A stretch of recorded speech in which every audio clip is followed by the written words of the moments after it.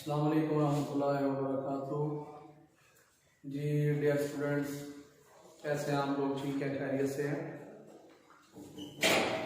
प्यारे बच्चों, आज हमारा इस्लामिक लाजमी साल अव्वल का चौथा बाब चैप्टर 4 स्टार्ट हुआ चाहता है। तो इस चौथे चैप्टर में दो चीजें बयान होंगी। एक है कुरान का तारुफ और दूसरा है हदीस का तारुफ। इस चैप्टर का नाम है तारुफ कुरान हदीस।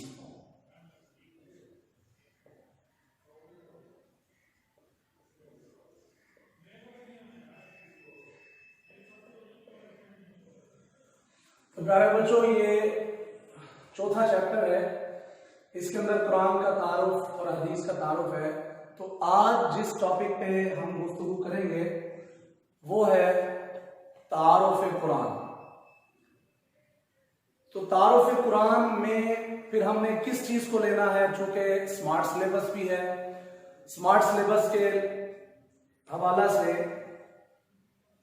तारुफ कुरान का जो पहला पेज है वो कुरान की जो इंट्रोडक्शन करवाया गया है वो भी स्मार्ट सिलेबस में नहीं है, और कुरान के जो अस्मा हैं, कुरान के नाम हैं, कुरान की सिफात हैं, वो भी नहीं है। नुज़ूल कुरान, आज का हमारा टॉपिक जो शुरू होगा वो नुज़ूल कुरान से होगा। नुज़ूल कुरान में जो शॉर्ट क्वेश्चन बनता है, जरा उसको गौर से देख लें।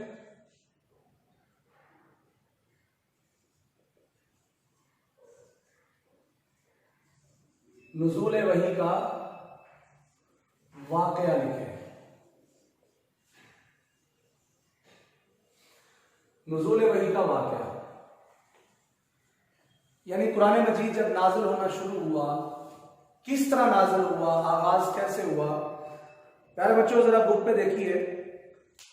सबसे पहले हम कुछ एमसीक्यूज हैं वो देख लेते हैं।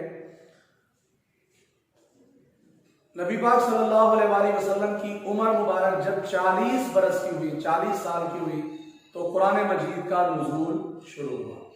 तो एमसीक्यू बनेगा, नबी पाक सल्लल्लाहु अलैहि वसल्लम की उम्र कितनी थी कि कुरान मजीद नाज़िल होना शुरू हुआ, या नबी पाक की कितने साल की उम्र में कुरान मजीद का नुज़ूल शुरू हुआ? तो जवाब आएगा 40 साल। यानी जब हमारे नबी सल्लल्लाहु अलैहि वसल्लम की उम्र मुबारक 40 बरस हुई तो उस वक्त कुरान मजीद नाज़िल होना शुरू हुआ। इससे पहले नबी पाक अलैहिस्सलाम अक्सर तन्हाई में रहकर अल्लाह की इबादत करते, अल्लाह का जिक्र करते, अल्लाह को याद करते, मुख्तलिफ तरीकों से जिक्र अज़कार करते। तो तन्हाई में, यानी जो आपने जिस जगह को मुंतखब किया तन्हाई में रहकर अल्लाह की इबादत करने को, अक्सर मसरूफ इबादत किस जगह रहते? इसका भी ये भी एमसीक्यू बनता है। इसका जवाब आएगा गारे हिरा। गारे हिरा में अक्सर मसरूफ इबादत रहते। तो अब नुज़ूल वही का जो वाक़या शुरू होता है वो यही से होता है कि एक मरतबा नबी पाक अलैहिस्सलाम गारे हिरा में मसरूफ इबादत थे। तो गार के दहाने पर, गार के मुंह पर एक फरिश्ता आया। वो कौन था? जिब्रील अलैहिस्सलाम। जिब्रील अलैहिस्सलाम आए और नबी पाक सल्लल्लाहु अलैहि वसल्लम के सामने आए। तो नबी पाक से अर्ज करते हैं कि पढ़िए। नबी पाक अलैहिस्सलातु वस्सलाम से कहा पढ़िए। इसको अरबी जुबान में कहते हैं इक़रा। इक़रा, पढ़िए। तो नबी पाक अलैहिस्सलाम ने जो जवाब दिया, आपने आगे जवाब दिया मा आना बिकारिन।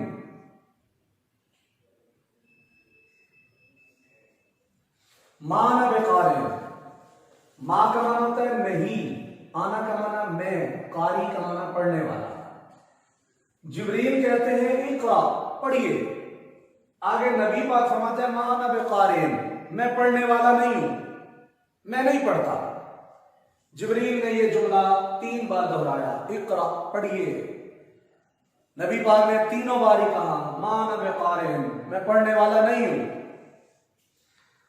यहां पर इसका माना यह नहीं होगा कि मैं पढ़ा लिखा नहीं हूं, मैं पढ़ा लिखा नहीं हूं। अगर ये बात होगी कि मैं पढ़ा लिखा नहीं हूं तो फिर नबी पाक अलैहिस्सलाम की माज़अल्लाह तौहीन होगी कि मैं पढ़ा लिखा नहीं हूं। मतलब ये है कि मैं पढ़ा लिखा नहीं, मैं पढ़ने वाला नहीं हूं।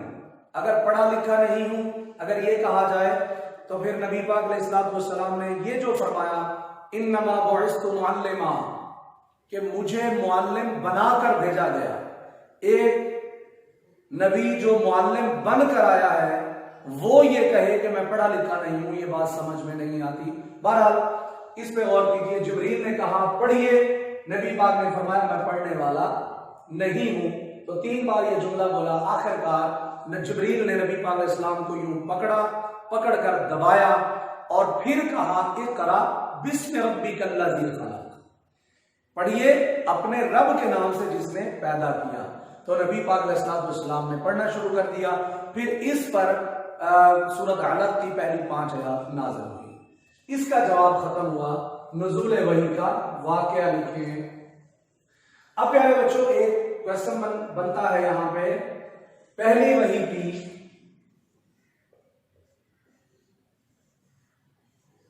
कितनी आयात, पहली वही की आयात कितनी और किस जगह नाज़िल हुई? पहली वही की आयात कितनी और कहां नाज़िल हुई?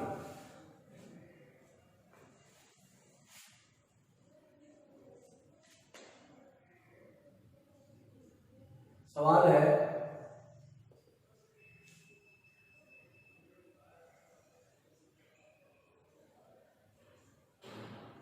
पहली वही की आयत कितनी और कहां नाज़िल हुई?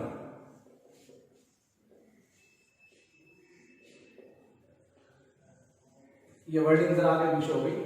पहली वही की आयत कितनी और कहां नाज़िल हुई? तो इसका जवाब मुख्तसर सा ही है। तो चूंकि 2 चीजें पूछी गई हैं, कितनी और कहां नाज़िल हुई, बस इसी का जवाब देना है। इसका जवाब होगा पहली वही की 5 आयत नाज़िल हुई और कहां नाज़िल हुई? गारे हिरा में। यह मुख्तसर जवाब है इसका, लेकिन यह 2 नंबर का सवाल है। इसी तरह प्यारे बच्चों सवाल एक और यहां पे बनता है, पहली वही की आयत का तर्जुमा लिखें।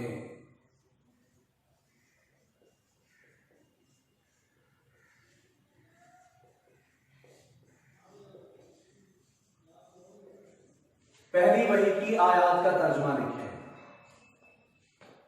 तो इसका जवाब आप किताब पे देखिए। बिस्मिल्लाहिर्रहमानिर्रहीम, इक़रा, पढ़, बिस्मि रब्बिकल्लज़ी खलक़, अपने रब के नाम से। इस्म नाम को कहते हैं। अल्लज़ी खलक़, जिसने पैदा किया, या जो सबका बनाने वाला है, जिसने सबको पैदा किया। खलक़ल इंसान मिन अलक़, पैदा किया इंसान को जमे हुए खून से। इक़रा, पढ़िए, व रब्बुकल अकरम, और आपका रब बड़ा करीम है, बड़ा मेहरबान है। अल्लज़ी अल्लम बिल कलम, जिसने कलम के जरिए सिखाया। अल्लमल इंसान मा लम यअलम, इंसान को वो चीजें सिखाई जो वो नहीं जानता था। जी प्यारे बच्चों, पहली वही की आयत का तर्जुमा आपने पढ़ लिया। अब ये जो पहली वही नाजिल हुई, ये जो पहली वही नाजिल हुई है, इस वही के जो नुज़ूल पर, पहली वही के नुज़ूल पर जो नबी पाक अलैहिस्सलाम की कैफियत थी वो क्या थी? नबी पाक सल्लल्लाहु अलैहि वसल्लम पर जब पहली वही नाजिल हुई, इसकी कैफियत क्या थी? सवाल यहां पे हम बनाते हैं। नबी पाक सल्लल्लाहु अलैहि वसल्लम पर पहली वही के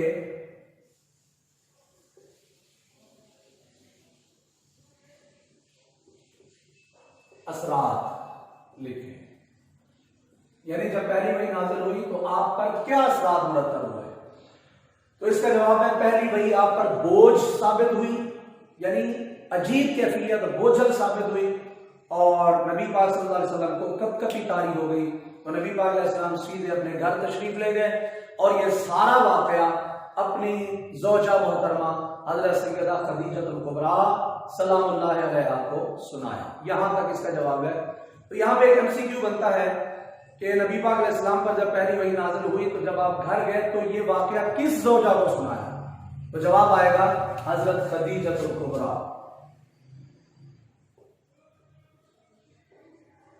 हज़रत खदीजा रज़ियल्लाहु ताला। अब एक और सवाल यहां पे हम बनाते हैं कि हज़रत खदीजा ने नबी पाक सल्लल्लाहु अलैहि वसल्लम को किन अल्फाज में तसल्ली दी? नबी पाक अलैहि सलाम ने जब जाके ये वाकया सुनाया और जाके अपनी ज़ौजा से फरमाया कि मुझे चादर उड़ाओ, ज़म्मिलूनी, मुझे चादर उड़ाओ, तो इस पर फिर हज़रत खदीजा ने नबी पाक अलैहि सलाम को किन अल्फाज में तसल्ली दी? नबी पाक अलैहि सलाम से अर्ज किया, ए प्यारे महबूब, ए प्यारे नबी सल्लल्लाहु अलैहि वसल्लम, आप घबराइए नहीं, आपका रब आपको नाकाम नहीं करेगा, आपका रब आपको हरगिज नाकाम नहीं करेगा, क्योंकि आप तो बड़े मेहरबान हैं, आप तो रिश्तेदारों को आपस में जोड़ते हैं, सिला रहमी करते हैं और लोगों की जितनी भी मुश्किलात हों उनका बोझ आप अपने ऊपर बर्दाश्त करते हैं, लोगों का बोझ आप उठाते हैं और फकीरों को माल अता करते हैं। इसी तरह आप लोग मेहमान नवाज हैं, आप मेहमान नवाज हैं, तो आपको आपका रब नाकाम नहीं करेगा। इन अल्फाज में, बड़े ही प्यारे अल्फाज में हज़रत खदीजतुल कुबरा ने नबी पाक को तसल्ली दी। जो ये अल्फाज हज़रत खदीजा कहते हैं, ये हमारे लिए, हम तमाम मुसलमानों के लिए भी दर्स का काम करते हैं, हमारे लिए बहुत बड़ा दर्स है। अगर हम इन्हें अपनी जिंदगी में इनको अमल करें इन पर, तो फिर हमारे लिए बहुत बड़ा फायदा है और हमारे लिए दर्स का काम देते हैं। जी प्यारे बच्चों, स्मार्ट सिलेबस के हवाले से आगे मक्की मदनी सूरतें हमारे सिलेबस में नहीं है, इसी तरह खुतबा हज्जतुल वदा हमारे सिलेबस में नहीं है, और इसी तरह कुरान मजीद की जो सूरतें और आयात हैं वो भी हमारे सिलेबस में नहीं है। अगले पेज पे चलते हैं कि उस कुरान मजीद की हिफाजत वाला पेज, कुरान की हिफाजत। कुरान की हिफाजत के हवाले से एक शॉर्ट क्वेश्चन है, हिफाजत कुरान पर कुरानी आयत का तर्जुमा।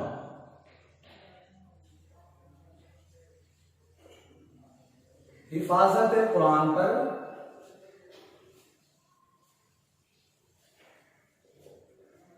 कुरानी आयत का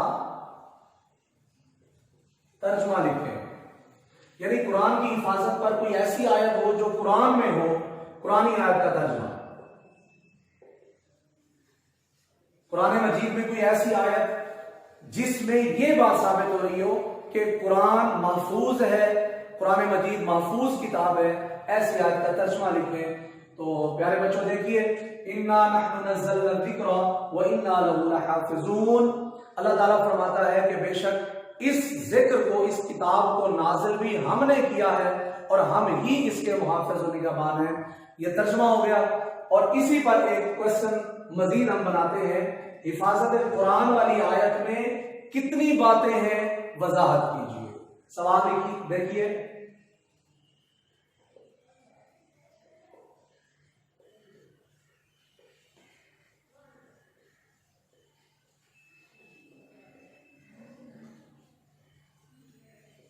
कितनी बातें हैं, वजाहत कीजिए।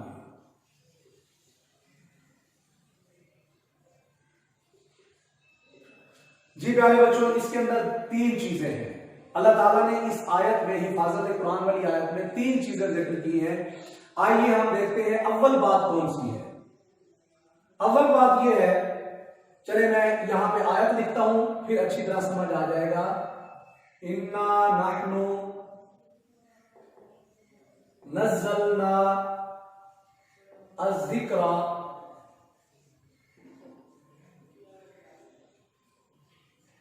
व इन्ना लहू लहाफिज़ून। जी प्यारे बच्चों, अब हम यहां पे देखेंगे तो हमें अच्छी तरह समझ आ जाएगी। इन्ना नहनु नज़्ज़लना एक बात, अज़्ज़िक्र दूसरी बात, व इन्ना लहू लहाफिज़ून तीसरी बात। एक दो ये तीन। पहली बात है इन्ना नहनु नज़्ज़लना, अल्लाह ताला फरमा रहा है कि हमने नाजिल किया।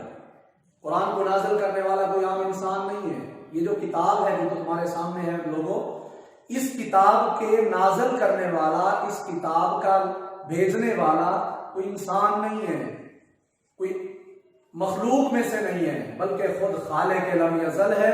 खुद वो जात है जो सबसे बड़ी ताकत वाली जात है, जो इक़्तिदार आला की मालिक है, जो सबसे बड़ी पावरफुल जात है। अल्लाह फरमाता है हमने नाजिल किया। इससे ये पता चला कि ये कोई मामूली किताब नहीं है, ये बड़ी शानदार किताब है। तो एक बात हमें ये मालूम हुई, और दूसरी है जिक्र दोम। दूसरी बात क्या है? ये किताब जिक्र है। जिक्र का माना होता है नसीहत। मतलब ये है कि ये जो किताब तुम्हारे सामने मौजूद है कुरान मजीद, ये पूरी कायनात के लिए, तमाम नस्ल इंसानी के लिए ये नसीहत का काम करती है। ये किसी खास महदूद वक्त के लिए नहीं है, किसी खास वक्त के लिए नहीं है, खास इलाके के लिए नहीं है, बल्कि कायनात की तमाम नस्ल इंसानी के लिए और कयामत तक के लिए ये जो किताब है नसीहत का काम देती है। इसमें बहुत सारी साबका कौमों की जो बातें हैं, वाक़यात हैं, तारीखी बातें हैं, वो लिखी हुई हैं, हमारे लिए इबरत और दर्स का काम देती हैं। ये किताब जिक्र है, नसीहत है, इससे तमाम नस्ल इंसानी को नसीहत दी गई है। उसके बाद तीसरी बात है व इन्ना लहू लहाफिज़ून। ये बड़ी बहुत ही प्यारी बात है। अल्लाह ताला फरमाता है कि इसका मुहाफिज भी मैं हूं। ये ना समझना कि जिस तरह तौरात नाज़िल हुई, लोगों ने उसके अंदर तहरीफ और तबद्दुल कर दिया, तगयीर कर दी, उसके अंदर चेंजेस पैदा कर दी और उनके अंदर अपनी मनमानी शुरू कर दी। फरमाया नहीं, इसमें मैं वादा कर रहा हूं, इसका मुहाफिज भी मैं हूं। इसके अंदर कयामत तक कोई भी एक जबर जेर की भी तब्दीली नहीं ला सकता, ला भी कैसे सकता है, क्योंकि इसकी जिम्मेदारी का मुहाफिज, इसकी जो जिम्मेदारी है वो अल्लाह ले रहा है और इसका मुहाफिज अल्लाह है। और इसकी हम बाकायदा तौर पे प्रैक्टिकली हम मिसाल देखते हैं कि 1400 से ज्यादा साल का अरसा गुजर गया। जिस तरह कुरान मजीद उतरा था, आज भी उसी शान से कुरान मजीद मौजूद है। जी प्यारे बच्चों, इसी तरह अगला हमारा क्वेश्चन है, ये तो आयत हमने पढ़ ली और इस पर जो तीन बातें थी वो भी हमने पढ़ ली, और हिफाजत कुरान पाक पर ये जो सवाल हमने लिखा ना, हिफाजत कुरान पर कुरानी आयत का तर्जुमा लिखिए। एक तो हमने ये लिखी, और इसी तरह आपके सिलेबस में नीचे देखें 3-4 आयतें मजीद दी हुई हैं। अल्लाह ताला ने इरशाद फरमाया ला तुहर्रिक बिही लिसानका लिताजल बिही इन्ना अलैना जमअहु व कुरआना फइज़ा क़रअनाहु फत्तबि कुरआना सुम्मा इन्ना अलैना बयाना। बेटा किताब पे देखिए, इसका तर्जुमा देखिए। अल्लाह ताला ने इरशाद फरमाया ला तुहर्रिक बिही लिसानका लिताजल बिही। ऐ प्यारे हबीब सल्लल्लाहु अलैहि वसल्लम, जब आप पर कुरान नाज़िल हो रहा हो तो आप उसको याद करने के लिए लिताजल बिही, जल्दी जल्दी अपनी जुबान को हरकत न दीजिए। यानी जब आप पे कुरान नाज़िल होता है तो आप सिर्फ सुने। इन्ना अलैना जमअहु व कुरआना, कुरान को याद करवाना भी हमारी जिम्मेदारी है और फिर पढ़वा देना भी हमारी जिम्मेदारी है। आपका क्या काम है? फइज़ा क़रअनाहु, बस जब हम इसको पढ़ रहे हो, जब आप पे नाज़िल हो रहा हो, फत्तबि कुरआनहु, बस आप उसको सुनते जाइए, आप उसको बस सुने। सुम्मा इन्ना अलैना बयाना, फिर उसकी वजाहत करवा देना, वो भी हमारी जिम्मेदारी है। इसमें आपको ज्यादा तकलीफ लेने की जरूरत नहीं है, जुबान को हरकत देने की जरूरत नहीं है, परेशान होने की जरूरत नहीं है। कुरान जब नाजिल हो रहा हो, आप इसको सुने और इसको पढ़वा देना, याद करवा देना, महफूज करवा देना भी हमारी जिम्मेदारी है। जी प्यारे बच्चों, अगला हमारा सवाल है, अहद रिसालत में चंद हुफ्फाज सहाबा के नाम लिखे। सवाल देखिए प्यारे बच्चों, अहद रिसालत के चंद हुफ्फाज सहाबा किराम के नाम लिखे। यानी उन सहाबा के नाम लिखें जो नबी पाक सल्लल्लाहु अलैहि वसल्लम के दौर में ही कुरान मजीद के हाफिज थे। तो प्यारे बच्चों, बड़ा आसान सा सवाल है और मुख्तसर सा इसका जवाब है। जो चार खुलाफा है ना, खुलाफा अरबा जिनको कहा जाता है, हजरत सैयदना अबू बकर सिद्दीक, हजरत अबू उमर फारूक, हजरत उस्मान गनी, हजरत जनाब अली मुर्तजा कररमल्लाहु वजहुल करीम, ये चार खुलाफा के नाम आप लिख दें। और इसके साथ साथ आप हजरत ज़ैद बिन साबित का नाम लिख दें, इसी तरह हजरत उबई बिन काब का नाम लिख दें। तो ये 4 या 6 नाम बहुत है। जी प्यारे बच्चों, अगला हमारा सवाल है, आदे रिसालत में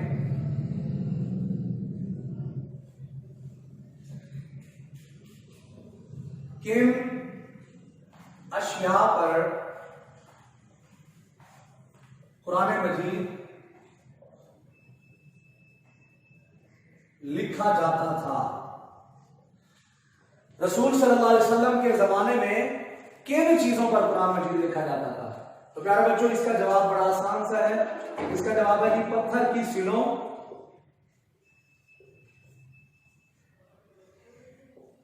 खजूर के पत्तों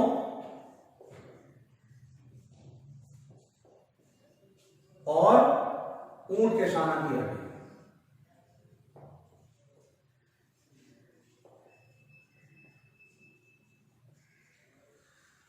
और आप कागज भी लिख सकते हैं।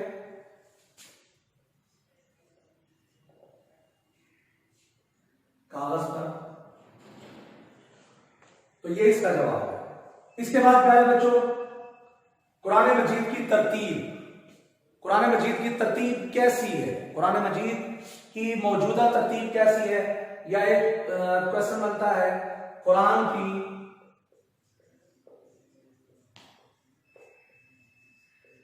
तरतीब नुज़ूली और तौकीफी से क्या मुराद है? कुरान मजीद की तरतीब नुज़ूली और तौकीफी से क्या मुराद है? नुज़ूली तरतीब क्या है और तौकीफी क्या है? जी प्यारे बच्चों, इसमें जरा गौर करें। नुज़ूली तरतीब यह है कि जिस तरह कुरान मजीद नाजिल हुआ, जब नाजिल हुआ तो किस तरतीब से नाजिल हुआ, इसको कहते हैं तरतीब नुज़ूली। और इस लिहाज से, तरतीब नुज़ूली के लिहाज से, पहली सूरत अलक है और आखिरी सूरत जो है वो सूरत मायदा की आयत नंबर 3 है, अल-यौमा अकमलतु लकुम। इसी तरह तौकीफी से क्या मुराद है? तरतीब तौकीफी से मुराद ये है कि कुरान मजीद जब नाजिल हुआ, लेकिन उसके बाद अल्लाह ताला के हुक्म से नबी पाक सल्लल्लाहु अलैहि वसल्लम ने जो तरतीब अपने सहाबा को दी कि फला आयत फला सूरत के आखिर में रख दो, फला आयत फला सूरत के शुरू में रख दो। तो इस तरह जो तरतीब जो नबी पाक अलैहिस्सलाम ने दिलवाई, उसको तरतीब तौकीफी कहते हैं। और एक एमसीक्यू बनता है कि कुरान मजीद की मौजूदा तरतीब जो है वो क्या है?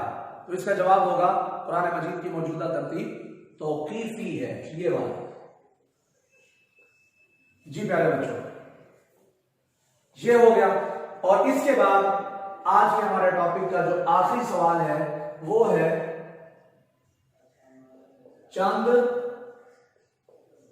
कातिबाने वही के नाम लिखे। कातिबाने वही के नाम, यानी वो लोग, वो सहाबा किराम, वो कातिब, लिखारी, राइटर जिन्होंने कुरान मजीद को लिखा, जो वही जब नाज़िल होती थी तो वो जो उस वही को लिखते थे, उनमें से चंद एक के नाम लिखें। तो प्यारे बच्चों, इसके अंदर भी हम सबसे पहले खुलाफाए अरबा का नाम लिखते हैं। खुलाफाए अरबा, वो बात जो मैं पहले आपको बता गया हूं, चंद अल्फाज के अंदर खुलाफाए अरबा का नाम लिया मैंने। हजरत अबू बकर सिद्दीक, हजरत उमर फारूक, हजरत उस्मान गनी और हजरत मौला अली कररमल्लाहु वजहुल करीम, 4 नाम वो लिख दें। और उनके साथ साथ आप हजरत अमीर मुआविया का नाम लिखें। हजरत अमीर मुआविया, ये भी कातिब वही है। इसी तरह हजरत ज़ैद बिन साबित, ये भी कातिब वही है। तो आप इनके नाम लिख दें।